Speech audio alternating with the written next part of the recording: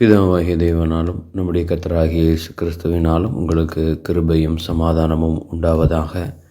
இது தியானத்தின் 1178வது நாள். கர்த்தாவே, உம்முடைய கோபத்திலே என்னை கடிந்து கொள்ளாதேயும், உம்முடைய உக்கிரத்திலே என்னை தண்டியாதேயும், என்மேல் இரக்கமாயிரும். கர்த்தாவே, நான் பலனற்று போனேன், என்னை குணமாக்கும். கர்த்தாவே, என் எலும்புகள் நடுங்குகிறது, என் ஆத்துமா மிகவும் வியாகுலப்படுகிறது. கர்த்தாவே, எது வரைக்கும் இறங்காதிருப்பீர்? திரும்பும் கர்த்தாவே, என் ஆத்துமாவை விடுவியும். உம்முடைய கிருபையின் நிமித்தம் என்னை இரட்சியும். மரணத்தில் உம்மை நினைவு கூறுவதில்லை, பாதாளத்தில் உம்மை துதிப்பவன் யார்? என் பெருமூச்சினால் இளைத்து போனேன். முழுவதும் என் கண்ணீரால் என் படுக்கையை மிகவும் ஈரமாக்கி என் கட்டிலை நனைக்கிறேன். துயரத்தினால் என் கண்கள் குழி விழுந்து போயிற்று, என் சத்துருக்கள் அனைவர் நிமித்தமும் மங்கி போயிற்று. அக்கிரமக்காரரே, நீங்கள் எல்லாரும் என்னை விட்டு அகன்று போங்கள். கர்த்தர் என் அழுகையின் சத்தத்தை கேட்டார். கர்த்தரின் விண்ணப்பத்தை கேட்டார். கர்த்தரின் ஜெபத்தை ஏற்றுக்கொள்வார். என் பகைஞர் எல்லாரும் வெட்கி மிகவும் கலங்கி போவார்கள். அவர்கள் பின்னாக திரும்பி சடுதியிலே வெட்கப்படுவார்கள். இது சங்கீதக்காரனாகிய தாவீதின் சங்கீதம். சூழ்நிலை மிக மோசமாக இருக்கிறது. எதுவரைக்கும் இறங்காதிருப்பீர் என்று கேட்கின்ற வகையிலே சூழ்நிலை இருக்கிறது. என்னை குணமாக்கும், என் எலும்புகள் நடுங்குகிறது, மிகவும் வியாகுலப்படுகிறேன். மரணத்தில் உம்மை நினைப்பவன் யார்? பாதாளத்தில் உம்மை துதிப்பவன் யார்? பெருமூச்சினால் இளைத்து போனேன். முழுவதும் என் கண்ணீரினால் என் படுக்கையை மிகவும் ஈரமாக்கி என் கட்டிலை நனைக்கிறேன். துயரத்தினால் என் கண்கள் குழி விழுந்து போயிற்று. இப்படிப்பட்ட சூழ்நிலையில் இந்த சங்கீதத்தை முடிக்கின்ற போது தாவீது முடிக்கின்ற விதத்தை நாம் கற்றுக்கொள்ள வேண்டும். அக்கிரமக்காரரே, நீங்கள் எல்லாரும் என்னை விட்டு அகன்று போங்கள். கர்த்தரின் அழுகையின் சத்தத்தை கேட்டார். கர்த்தரின் விண்ணப்பத்தை கேட்டார். கர்த்தரின் ஜெபத்தை ஏற்றுக்கொள்வார். இந்த சங்கீதம் நமக்கு சொல்லிக் கொடுக்கிற பாடம் என்னவென்றால், நாம் ஜெபிக்கும் போதும் சரி அல்லது மற்ற நேரங்களிலே பேசும்போதும் சரி, நம்முடைய பிரச்சனைகளை குறித்து பேசாமல், அவைகள் இப்படித்தான் முடியப் போகிறது, என் தேவன் விடுதலை தருவார், என் தேவன் இதை நன்மையாய் மாற்றுவார் என்று விசுவாசத்தை வெளிப்படுத்தி பேச வேண்டும். விசுவாசம் என்றால் என்ன? நான் ஒரு விஷயத்தை நம்புகிறேன், அதிலே உறுதியாயிருக்கிறேன். நான் ஒரு விஷயத்தை நிச்சயித்திருக்கிறேன், அதிலே நம்பிக்கையோடு இருக்கிறேன். அதுதானே விசுவாசம். இருப்பதை அப்படியே சொல்லி பேசுவதற்கு பேர் புலம்புதல் அல்லது முறுமுறுத்தல். ஆகவே நாம் எப்பொழுதும் நம்முடைய சூழ்நிலைகளை விவரித்து சொல்ல வேண்டிய அவசியம் இல்லை. பொதுவாக தாங்கள் எப்படி கஷ்டப்படுகிறோம் என்பதை திரும்ப திரும்ப மனிதன் சொல்லி சொல்லி அதை இன்னும் அதிகமாய் உறுதிப்படுத்தி கொள்கிறான். ஆனால் நாமோ 12 வருடமாய் பெரும்பாட்டை அனுபவித்த அந்த ஸ்திரீயைப் போல, தன் உள்ளத்திலே சொல்லி கொண்ட ஸ்திரீயைப் போல, நான் அவருடைய வஸ்திரத்தின் ஓரத்தை தொட்டு சுஸ்தமாவேன் என்று தன் உள்ளத்திலே சொல்லி கொண்டது போல. யார் முடிவெடுத்தது?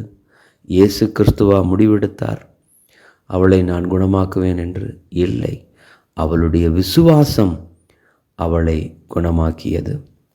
நான் தொடப்போகிறேன், கூட்டம் இருக்கப் போகிறது, அந்த கூட்டத்தின் நடுவிலே அவருடைய வஸ்திரத்தின் ஓரத்தை தொட்டு குணமாவேன் என்று தன் உள்ளத்திலே எண்ணிக்கொண்டாள்.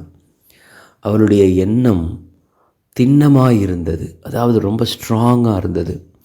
பயப்படலை யாருக்கும். அவள் தன் உள்ளத்திலே நினைத்தபடியே தொட்டாள், செயல்பட்டாள். அது அவளுக்கு சுகத்தை பெற்று கொடுத்தது. விசுவாசம் என்பது என்ன? இப்படித்தான் என் வாழ்க்கையில் நடக்கும் என்று சமாதானத்தோடு எதிர்பார்ப்பதற்கு பேர் தான் விசுவாசம். பிரச்சனையின் நடுவிலே, கஷ்டத்தின் நடுவிலே, பாடுகளின் நடுவிலே, போராட்டத்தின் நடுவிலே இது அநேகருக்கு முடியாத காரியமாக இருக்கிறது. காரணம் என்னவென்றால், அவர்கள் எப்பொழுதுமே தவறாக நினைத்தே பழகினவர்கள், அதாவது அவிசுவாசமாக நினைத்தே பழகினவர்கள். எல்லாம் தவறாகத்தான் நடக்கப் போகிறது. ஏன்னா பார்க்குற காட்சிகள் அப்படித்தானே இருக்கிறது. இது வந்தால் அடுத்தது இதுதானே வரும். இதுதான் மனிதனுடைய இயல்பு. அவன் என்ன நினைக்கிறான்? இந்த நோய் வந்து அடுத்தது சாவுதான் என்று நினைக்கிறான். ஆனால் விசுவாசம் என்பது என்ன? நான் சாவாமல் பிழைத்திருந்து உம்மை துதிப்பேன் என்பதுதானே விசுவாசம்.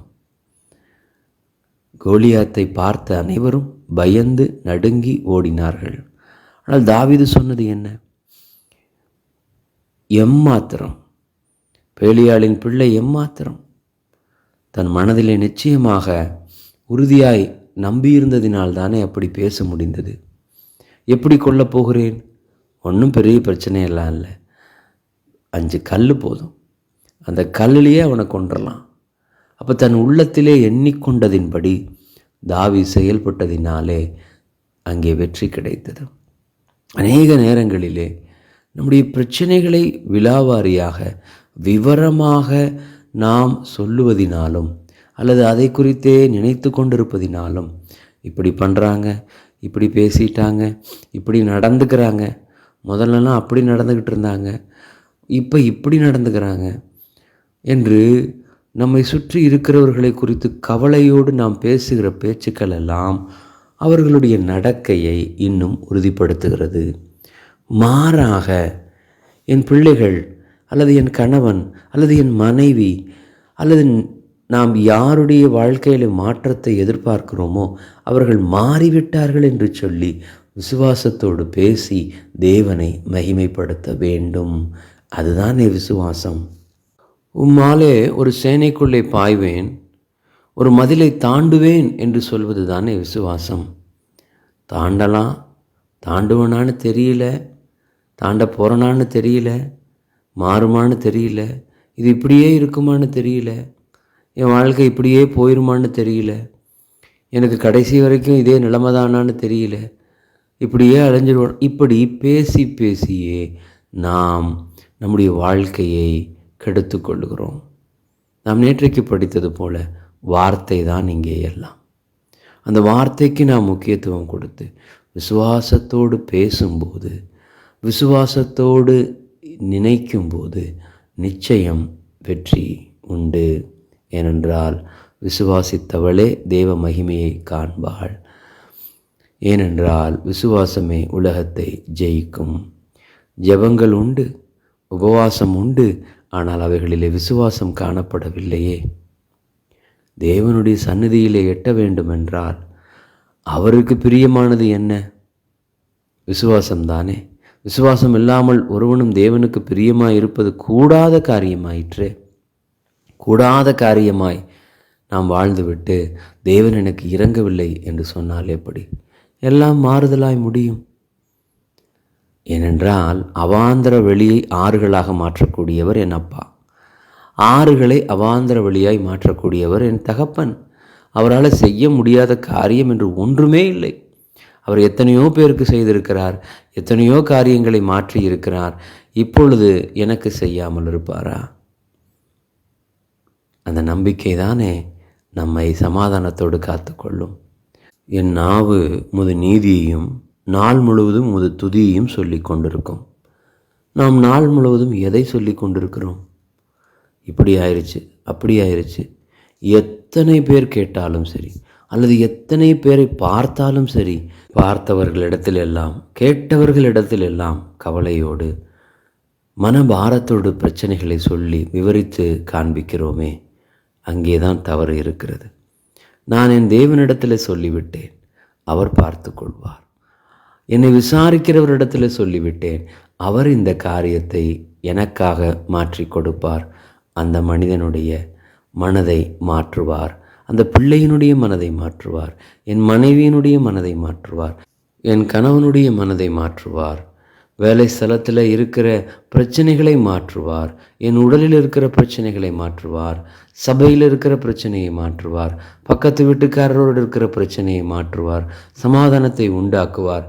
இப்படி எல்லாவற்றிலும் என் தேவன் எனக்காக செய்வார் என்று நாம் அவரை மாத்திரம் நம்பி அவரிடத்தில் மாத்திரம் சொல்லி காத்திருப்போமானால் நிச்சயம் அவர் கைவிட மாட்டார்.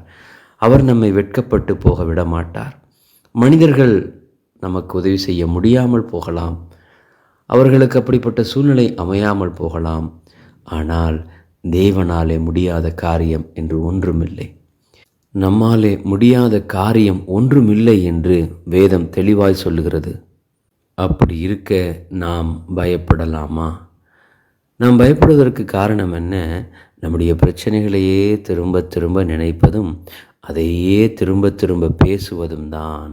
நமக்கு சமாதானத்தை உண்டு பண்ணும் ஆக்கினை அவர் மேல் வந்தது.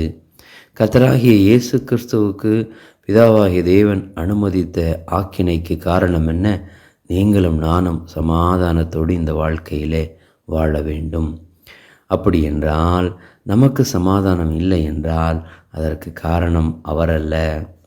அவர் எப்பொழுதும் நம்மை சமாதானத்தோடு காத்து கொள்ள வேண்டும் என்றே நினைக்கிறவர். ஆகவே அவரிடத்தில் போகும்போது நிச்சயமாய் சமாதானத்திற்குரிய காரியங்களை நம்முடைய வாழ்க்கையிலே ஏற்படுத்துவார். இப்படித்தான் நடக்கப் போகிறது, என் வாழ்க்கையிலே இப்படித்தான் மாறப்போகிறது, நான் இப்படித்தான் காரியங்களை பெற்றுக்கொள்ளப் போகிறேன் என்று விசுவாசித்து ஜெயம் பெறுவோம். தொடர்ந்து இணைந்திருப்போம். கிறிஸ்துவுக்குள் வளருவோம். ஜெபிப்போம். அன்பின் பிதாவே, நன்றியோடு இடத்துல வருகிறோம். எங்கள் விசுவாசத்தை வர்த்திக்க செய்கிறவரே நன்றியோடு ஸ்தோத்திரிக்கிறோம். எங்களுடைய கண்கள் உம்முடைய குமாரன் மீது இருந்து விசுவாசத்தை துவக்குகிறவரும் முடிக்கிறவருமாகிய அவரை மாத்திரம் நாங்கள் நோக்கி இருந்து எங்கள் காரியங்களை எல்லாம் நீர் மாறுதலாய் மாற்றுவீர். நாங்கள் விரும்புகிறதை காட்டிலும் அதிகமான நன்மைகளை செய்கிறவர் நீர் ஒருவரே என்று சொல்லி உம்மை ஸ்தோத்தரிக்கிறோம்.